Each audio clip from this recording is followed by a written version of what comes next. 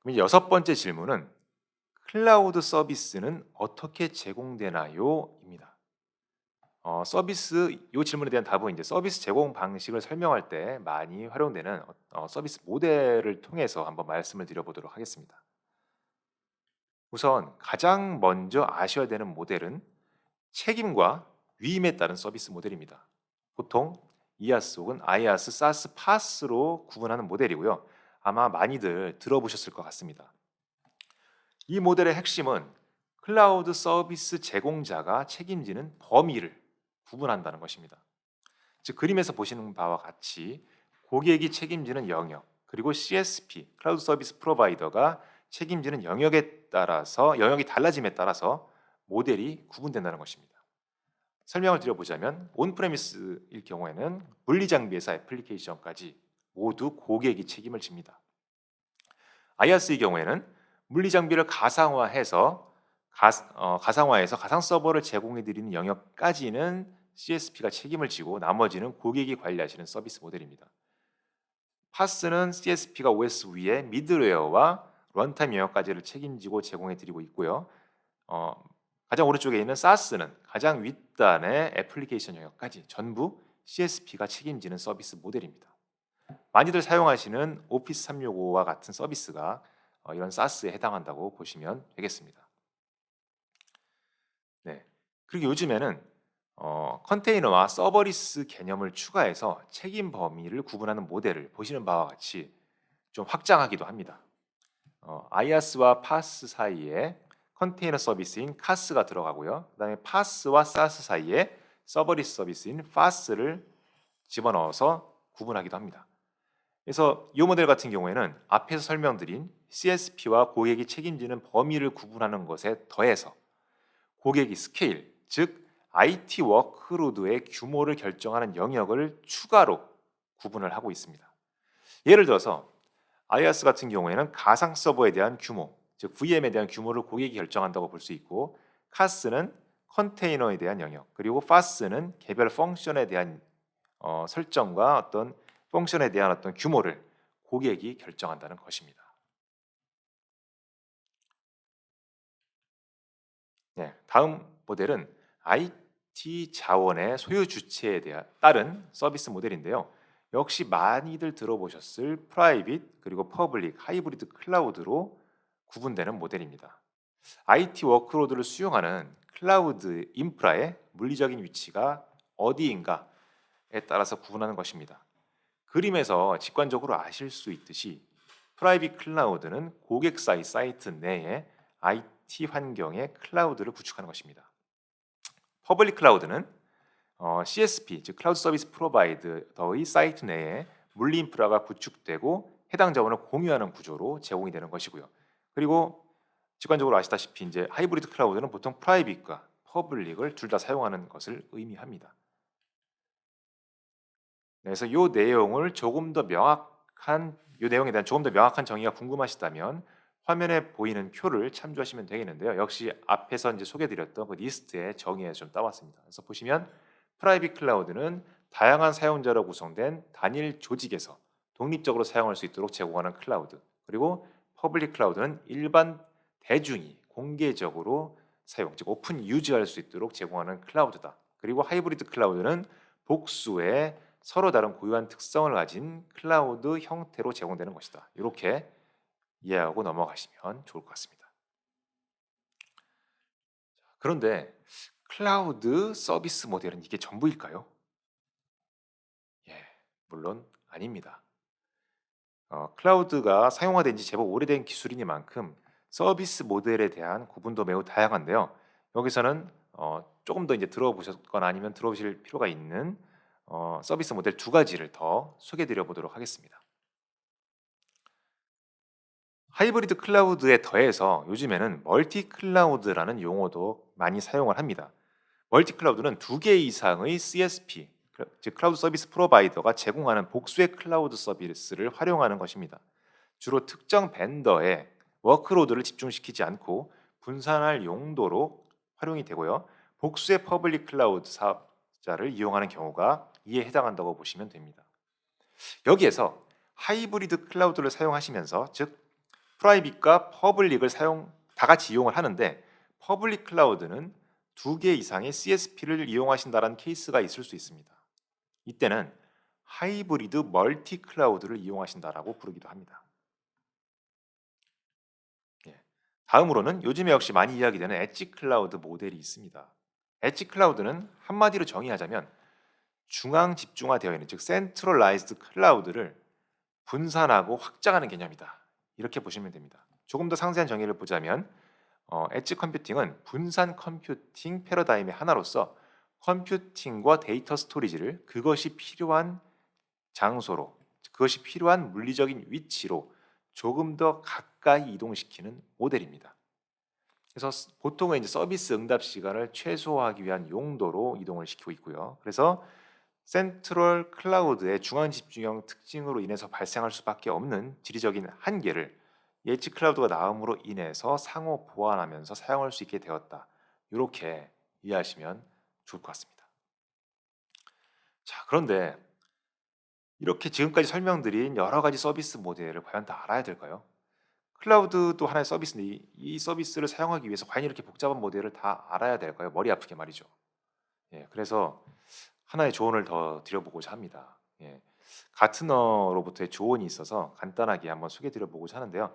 이 가트너가 이런 케이스에 대한 어떤 조언을 해준 부분에 대한 어떤 요약을 해보자면 결국 한 줄로 한번 요약을 해보자면 클라우드 사업 사용 도입에 대한 진짜 여정은 넌 클라우드에서 퍼블릭 클라우드로 가는 과정이다라는 것입니다. 그래서 결국은 이런저런 모델들로 IT 워크로드를 분류하고 검토하는 과정이 즉 클라우드를 사용하지 않았다가 프라이빗 클라우드를 고려하고 프라이빗 클라우드를 사용했다가 퍼블릭 클라우드를 고려하면서 하이브리드 클라우드 사용하고 거기에 멀티 클라우드를 더해서 하이브리드 멀티 클라우드 고려하고 이렇게 분류하고 검토하는 과정이 결국은 모든 워크로드를 클라우드화하기 위해서 거쳐야 되는 관문들이다. 이렇게 이해하시면 된다는 말씀이죠. 그래서 결론적으로 보면 결국은 넌 클라우드에서 클라우드화하고 궁극적으로는 퍼블릭 클라우드로 가는 과정이다. 이렇게 보시면 좋을 것 같습니다. 자, 그래서 결국 모든 여정의 목적지는 클라우드화고 퍼블릭 클라우드화일 텐데 그러면 클라우드를 과연 왜 사용해야 할까? 이런 클라우드를 과연 왜 사용해야 할까? 이런 질문이 떠오르실 수도 있을 것 같아요. 클라우드 쓰면 좋을 것 같긴 한데 딱히 이유를 설명은 못 하겠고 하시는 분들이 아마 계실 것 같습니다. 그래서 좀 짚어 드려 보자면요. 저는 한마디로 클라우드는 경제적으로 이득이기 때문에 써야 된다. 이렇게 말씀드립니다. 즉 클라우드를 사용하시게 되면 비용, 시간 그리고 기술 측면에 경제적인 혜택을 얻을 수 있기 때문에 그래서 사용해야 된다라는 것입니다. 하나씩 좀 말씀드려 보자면 클라우드 사용해야 하는 첫 번째 이유는 사용하지 않는 것보다 더 싸다는 것입니다. 이거는 간단한 경제 이론으로 한번 설명드려 볼 수 있겠는데요. 바로 클라우드 서비스를 이용할 경우에 규모의 경제로 인한 비용 효율성 효과가 있다는 것입니다. 뭐 아시다시피 규모의 경제는 하나의 단위를 더 생산하는 데 들어가는 비용인 한 개 비용이 최소로 유지되는 구간이 있다는 것입니다. 그리고 이러한 규모의 경제를 누릴 수 있는 구간으로 진입하기 위해서는 해당 구간의 시작점까지는 생산 규모를 가져가야 한다는 것이고요. 그래서 이 이론에 의해서 한번 설명을 해보자면 개별 회사가 하드웨어를 구매해서 IT 인프라를 확보하는 비용보다는 적정 규모를 확보한 즉 규모의 경제를 확보한 CSP 클라우드 서비스 프로바이더가 하드웨어를 구매해서 클라우드 서비스로 제공하는 컴퓨팅 파워를 구매하는 단위 비용이 더 쌀 것이라는 것입니다. 네. 그리고 또한 클라우드를 사용하게 되면 불확실한 예측으로 인한 낭비와 손해를 최소화함으로써 비용 효율성을 역시 얻을 수 있습니다. 앞에서 설명해 드렸던 개념과 약간 겹치는 부분인데요. 그림에서 보시는 바와 같이 곡선형의 실제 수요를 직선으로 불확실하게 예측을 하고 다시 이를 물리 서버로 대응을 하게 되면 계단형으로 컴퓨팅 파워를 가져갈 수밖에 없게 되겠죠. 그리고 이 경우에는 고객이 원하는 컴퓨팅 파워보다 과잉 투자함으로써 기회 비용이 발생하거나 아니면 더 적게 투자함으로써 고객 불만이 생기고 이로 인한 손해가 발생할 여지가 매우 큽니다. 하지만 클라우드를 사용하게 되면 아시다시피 곡선형 실제 수요에 최대한 근접하게 컴퓨팅 파워를 대응할 수 있기 때문에 이러한 낭비와 손해를 줄일 수 있다는 것입니다. 자, 그리고 다음으로는 클라우드를 사용하게 되면 시간이라고 하는 숨겨진 비용까지도 절감하실 수 있어서 경제적이다라는 것입니다. 즉, 기존 레가시 IT와 비교했을 때 시간을 세이브하실 수 있는 포인트가 여럿 있다는 것인데요. 우선 클라우드를 이용하시게 되면 하드웨어 딜리버리와 구축 시간을 세이브하실 수가 있을 거고요. 그리고 유연한 확장이 가능하기 때문에 최소 설계와 최소 규모로 시작하실 수가 있어서 아이디어 실현을 위한 시간 역시 세이브가 됩니다. 그리고 또 중요하게 마지막으로 클라우드 같은 경우에는 투자비 부담이 없이, 즉 페이 애즈 유고 모델이기 때문에 투자비 부담이 덜하게 빠르게 실험하고 배울 수 있다는 점에서 학습할 수 있는 시간까지도 세이브할 수 있다는 장점이 있습니다. 그래서 타임 투 마켓, 스몰 스타트, 페일 패스트, 런 패스터, 요 세 가지 포인트로 시간이라는 숨겨진 비용까지도 절감할 수 있는 포인트가 있다. 이렇게 한번 짚어드립니다. 예. 그리고 이제 마지막으로는 클라우드라는 더 나은 기술을 사용함으로써 얻을 수 있는 경제적인 혜택이 있다라고 말씀드립니다. 그래서 이 부분에서는 이제 기술 부채라고 하는 개념을 적용해서 한번 말씀드려 볼 텐데요. 기술 부채는 현 시점에서 더 오래 소요될 수 있는 더 나은 접근 방식을 사용하는 대신에 쉬운 솔루션을 채택함으로 인해서 발생되는 추가적인 재작업의 비용을 의미합니다. 즉, IT 인프라를 그냥 하던 대로, 그냥 쓰던 대로 자체 구축할 경우에는 초기 투자 시점에는 최신 스펙의 환경을 물론 확보하실 수 있습니다. 하지만 적기에 고도화하거나 대개체하는 투자가 적기에 집행되지 않을 경우에는 뒤처진 IT 인프라 사용으로 인한 위험이 존재한다는 것입니다. 즉, 재무적으로는 카운팅 되지 않지만 뒤처진 기술로 인한 위험이 부채처럼, 마치 금전적인 부채처럼 존재한다는 것이죠.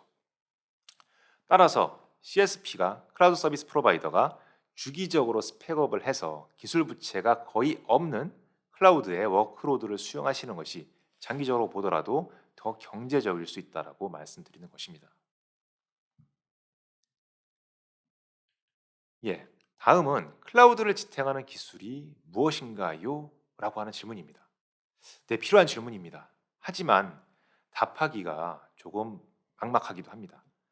그래서 이럴 때에는 다음과 같이 큰 그림을 확인하시는 것이 도움이 될 것 같습니다. 클라우드 컴퓨팅에 대한 기술 스택을 형상화한 그림이고요. 이것은 TTA 저널에서 발췌한 내용이고요. 보시면 아시겠지만 클라우드를 실현시키는 기술 요소는 참으로 다양합니다. 서버나 스토리지, 네트워크 등의 물리 하드웨어의 설계, 구축하는 영역, 그 다음에 또 이를 가상화하고 오케스트레이션에서 사용자 포탈 등의 영역까지 같이 엮는 영역, 그 다음에 정보 보안의 영역이 이르기까지 정말 많은 분야의 기술이 조합되어 있는 것을 아실 수가 있을 겁니다. 그런데 클라우드 관련 기술하면 가장 많이 물어보시는 요소가 바로 이제 가상화 기술입니다. 그래서 꼬리를 무는 질문으로 가상화가 궁금해요. 이런 질문 한번 넣어봤고요. 그래서 역시 꼬리를 물고 답변을 한번 드려보도록 하겠습니다. 네, 가상화에 대한 정의를 한번 검색을 해보면 다음과 같습니다. 위키피디아와 IT 업계에서 이제 발췌한 정의들이고요. 가상화란 컴퓨터 리소스의 추상화를 일컫는 광범위한 용어입니다. 이렇게 정의하기도 하고요. 또는 가상화는 하드웨어의 기능을 시뮬레이션해서 애플리케이션 서버, 스토리지 및 네트워크와 같은 소프트웨어 기반의 IT 서비스를 생성하는 기술입니다. 이렇게 정의하기도 하고요. 아니면 소프트웨어와 애플리케이션을 통해서 물리 서버를 여러 개로 분리된 고유한 가상 서버로 나누는 기술입니다. 이렇게 정의하기도 합니다. 그래서 이렇게 다양한 정의가 있지만 이걸 정리해서 한번 말씀드려 보자면 결국 가상화는 이렇게 한 문장으로 말씀드릴 수 있을 것 같은데요. 가상화는 하나의 물리 서버를, 하나의 물리 하드웨어를 절대 섞이지 않을 고유 영역으로 나눠서 독립된 일, 즉 독립된 태스크를 수행할 수 있도록 해주는 기술을 의미합니다. 그래서 이 부분을 조금 더 이제 직관적으로 설명을 드려보자면 그림과 같습니다. 요거는 이제 서버를 나눠서 팔려면 어떻게 해야 하나라고 한번 생각을 해보는 겁니다. 그래서 우선 하나의 서버를 쪼개서 여러 서버를 이제 올릴 수 있도록 해야 되겠죠. 서버를 나눠서 팔려면. 그리고 해당 서버의 유효 자원, 즉 유효 CPU 시간을 팔 수 있도록 자원을 뻥튀기 해야 될 겁니다. 그리고 각 자원 간에 물론 이제 분리를 확실히 해서 제공을 해야 되겠죠. 그래서 방금 설명드린 순서를 조금 더 이제 상세하게 한번 설명드려 본 그림이고요. 여기에서 보시면 이 서버 자원을 아까 말씀드렸지만 서버 자원을 뻥튀기 하고 원하는 만큼 나눠서 사용할 수 있도록 하는 핵심 기술 요소로서 하이퍼바이저라고 하는 용어가 등장을 합니다. 그래서 이 하이퍼바이저에 대해서 조금 더 들어가서 이제 한번 설명을 한번 드려보겠습니다. 이 하이퍼바이저는 한마디로 말씀드려보자면 가상화를 위한 커널, 즉 가상화를 위한 핵심 소프트웨어이다 이렇게 보시면 되는데요. 컴퓨터로 이제 좀 대체해서 말씀을 드려보자면 PC 같은 경우에는 운영 체제, 즉 OS가 CPU의 시간을 스케줄링해서 마치 동시에 여러 작업을 수행하는 것처럼 프로세스들의 작업 순서를 조정을 하고 있습니다.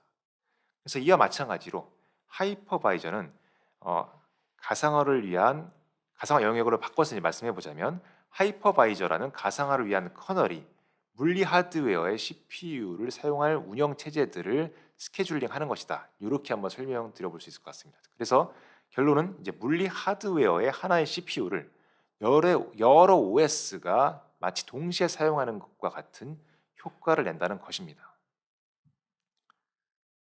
그래서 여기서 한 단계 더 들어가서 이제 한번 살펴보자면 하이퍼바이저에는 두 가지 타입이 있는데요. 먼저 타입 1 하이퍼바이저는 베어메탈 하드웨어에 바로 구동이 되는 하이퍼바이저입니다. 그래서 그런 만큼 이제 오버헤드가 적어서 효율적이라는 장점이 있고요. 또한 그래서 이제 이 부분이 이제 대부분의 이제 서버 가상화를 위한 하이퍼바이저가 바로 이 타입 1 하이퍼바이저로 되어 있습니다. 그래서 뭐 스트릭스의 어떤 젠 서버 아니면 VM웨어의 ESX, 뭐 MS의 하이퍼 V 같은 이런 타입 1 하이퍼바이저이고요. 그래서 여기서 추가적으로 분류해 보자면 타입 1 하이퍼바이저는 전 가상화와 반 가상화로 한 단계 더 나뉘기도 합니다. 네. 그리고 두 번째 타입 2 하이퍼바이저는 이제 호스트형 하이퍼바이저라고도 합니다. 그래서 요 타입 2 하이퍼바이저 같은 경우에는 물리 하드웨어의 호스트 OS 위에 이제 하이퍼바이저가 구동되는 방식이고요. 오버헤드는 상대적으로 타입 1 하이퍼바이저 대비 크지만 호스트 OS에 대한 제약이 없다는 장점이 있습니다.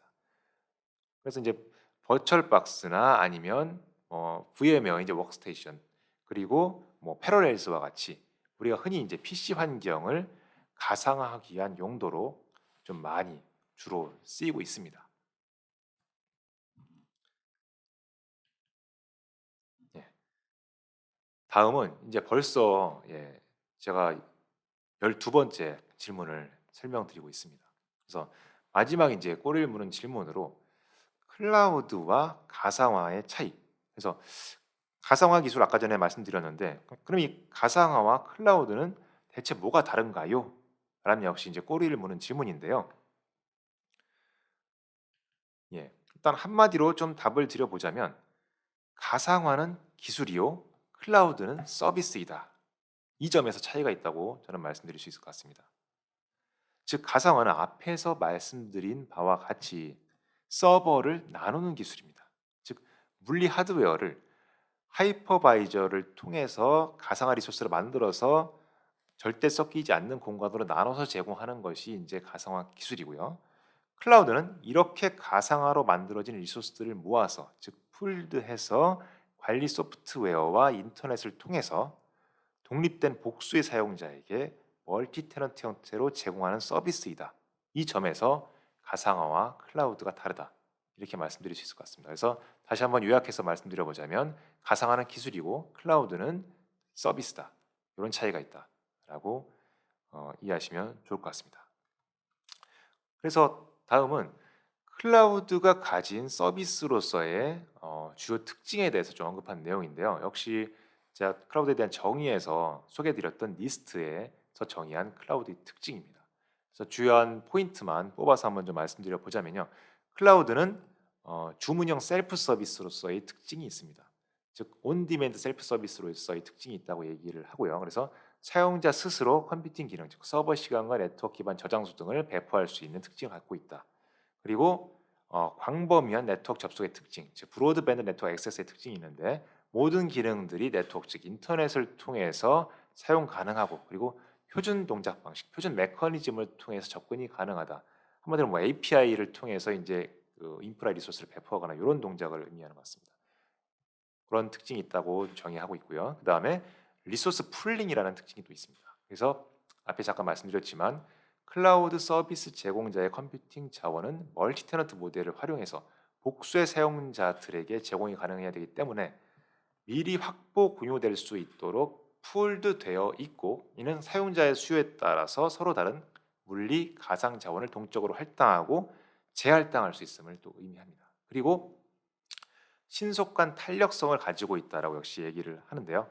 컴퓨팅 기능들이 수요에 따라 자동적으로 빠르게 확장되고 그리고 탄력적으로 배포되거나 해제될 수 있음을 의미합니다. 이것은 클라우드 하면 또 많이 사용되는 이제 오토 스케일링에 대한 개념이 여기에 해당될 수 있겠죠. 그래서 뭐 스케일 아웃하기도 하고 그래서 많이 수평적으로 확장하기도 하고 아니면 스케일 인 줄여서 또한 자원을 해제하기도 하고 이런 특징이 있다라고 또 정의를 하고 있고요. 그 다음에 메저드 서비스로서의 특징, 즉 측정되는 서비스로서의 특징이 있다는 것입니다. 이거는 클라우드는 서비스이기 때문에 고객한테 이제 과금을 해야 되기 때문에 자원 사용량을 모니터링하고 관리될 수 있게 볼 수 있게끔 제공해야 된다는 것이고 그래서 클라우드 서비스 제공자와 그다음에 사용자 모두에게 서비스 사용에 대한 투명성을 확보해야 된다는 의미입니다.